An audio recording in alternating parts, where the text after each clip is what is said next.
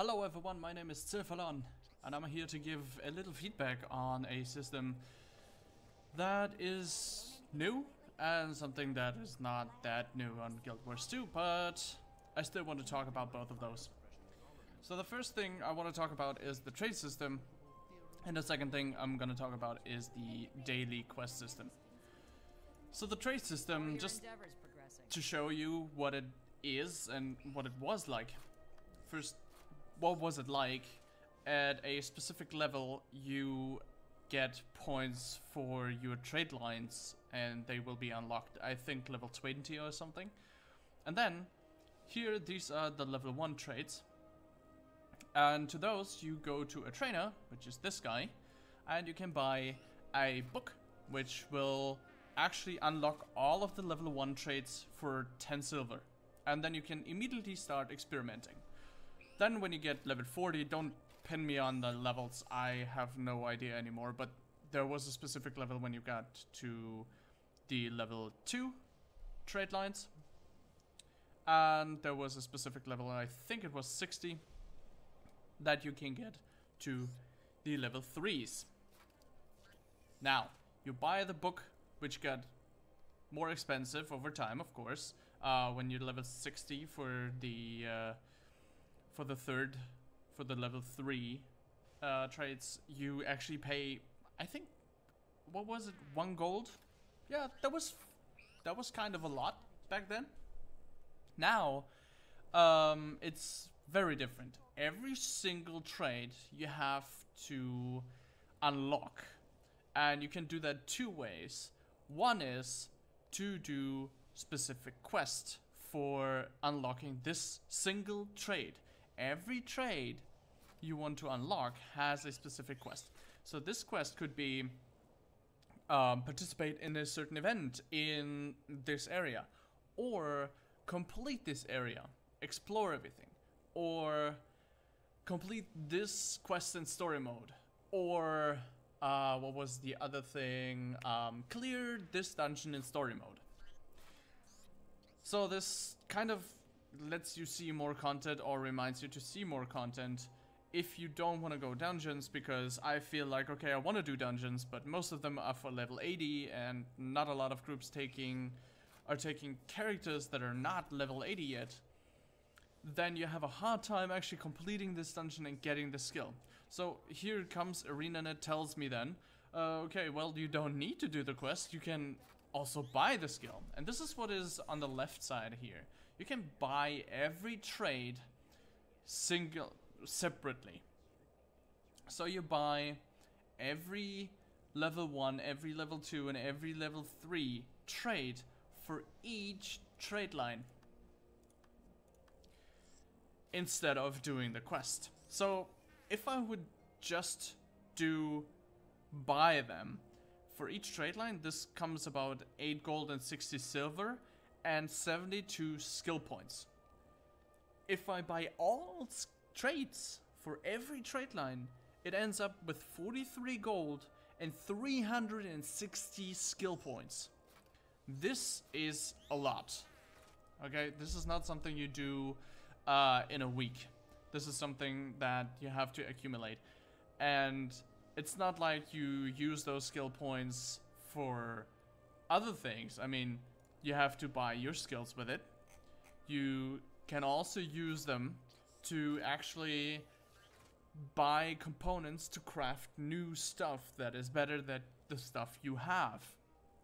So there are a lot of uses for skill points, and I find that a little bit weird if it's really expensive in the long run to actually buy every skill, and if you unlock them with quests, might happen that you don't have the level yet to actually complete this. So I got let's try again. I got a bunch of feedback from a couple of friends, and one of them said, well, since I have to unlock all of this, I am quicker level 80 than I can actually unlock the skills, the traits. Second thing is, when you when you unlock a skill, you sometimes have a quest to do something that's not level appropriate. For example, for a trait that you get from level 30 something, you actually have to complete an area which is for level 40 to 50 or even higher than that. The same said about the dungeons. It's really hard to get people to take you into a dungeon if you're not level 80. And it all comes down to, I actually leveled up a character. He's currently about level 50. I got only 2 traits because I unlocked them through questing. But I'm already level 50. This is really weird. I might end up being level 80 without needing to care about the traits at all. In fact, a friend of mine who is a very new player in Guild Wars 2 actually did exactly that. He didn't pay attention to the trait lines ever until he defeated Zaitan, because it was just so much work. So you can't experiment. It's really expensive, and it makes you do things that you might not want to do yet. You might want to do later. And which brings me to the second system I want to talk about, which is the daily quest system. The daily quest system is fairly new, so this has been up for 2 months, and first I thought, well, that's a refreshing change. It's different because you get dailies for PvP, or you get them for PvE or world versus world. But yeah, let me put it like this. I have the daily Ascalon Lumberer. Before that, in the old system, it was just the daily Lumberer. Now the game wants me to lumber exactly in Ascalon, even though maybe I have those areas all explored. Why should I go there again? Just because my daily said so? In fact, a friend of mine, again, played 3 hours on a single map somewhere in Ascalon, I don't know. And he completed this map to actually unlock one of the traits. But then he said to me, well, I played 3 hours, but and I mined and lumbered so much stuff. But the game is like, nah, you didn't experience the content I want you to experience. That is really strange, isn't it? So the game wants you to go to specific areas, even though you already explored them. You might not need to go there again, or you even get told you have to go there even though you haven't explored anything there at all.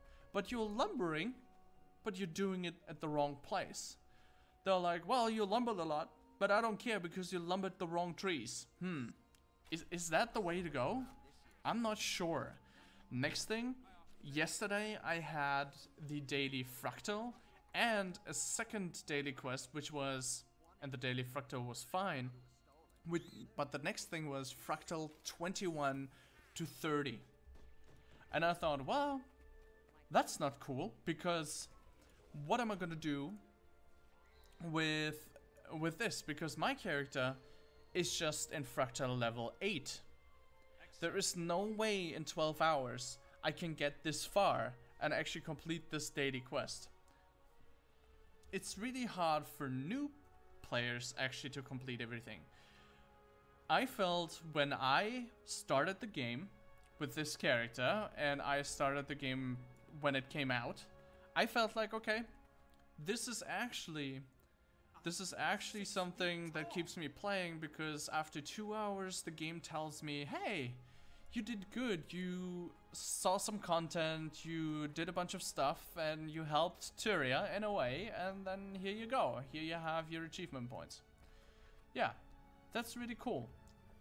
But now it's like, well, I exactly want you to go this way, I exactly want you to take this content, I don't care what you want.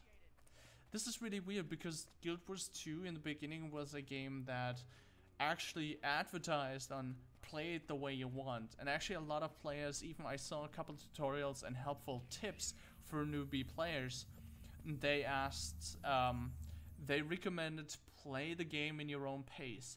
Do a bunch of stuff, do the stuff you like. And this is actually something the daily quests are, well, do what you want, but you can only do this to get the daily quests to actually get recognition, and I will like you for it. I hope with Heart of Thorns, which will come out somewhere this year, I hope pretty soon, because I have the feeling once Heart of Thorns is out, there is actually no real reason not to play Guild Wars 2, but the dailies and the new trade system really get me thinking, and are harder and don't really fit into the whole Guild Wars 2 idea of things. Yeah, that's actually what I wanted to say about it, and I'd love to give more feedback on other games and other stuff. And see, there's Ratasum, by the way, and this is the main city of the Asura. Pretty cool, huh? Yeah. Well, I love to give more feedback. I love to talk about more about mechanics and changes and all that stuff and give my opinion on it, because I feel like feedback is the only way to keep us on improving. And my name has been Silphalon, and we'll see you next time when I'm again back on the quest to find the perfect game.